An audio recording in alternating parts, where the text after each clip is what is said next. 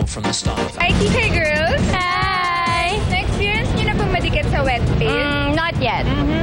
Ayoko atang ma-experience yan. May kinalaman doon ang mission niyo today.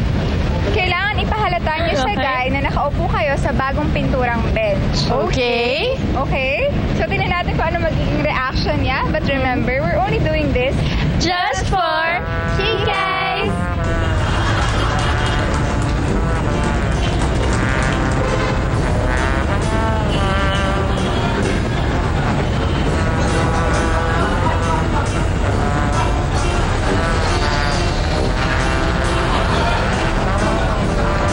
Gosh, may pintura ba ako sa likod? Meron ba? Hi! Tignan mo, meron ba? Meron ba? Hala! Ay, basa pala yan. Hala!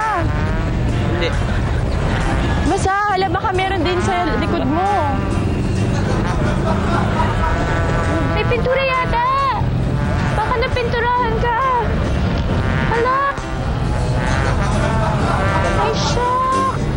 Hala, may pintura ka! Hindi, ayan o, meron o! Shucks! Wet paint pala yung upuan! Bakit walang sign? Bakit basa to? May pintura yung likod ko! Ano ba yan? Favorite jacket ko to eh! Ano ba yung nakakainis naman? Wet paint pala! Ano ba yan? Ay, oh my God! Puro pintura! Hala! Naku! Hindi man lang nilagyan ng wet paint! Ano ba to? Ang dami kong pintura. Marami ba? Sobra! Ay! Favorite ko pa naman to!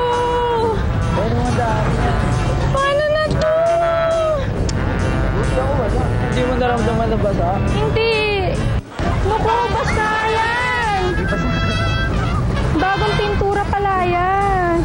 Oh my God! Ito, Iska! Teka naman! Uy!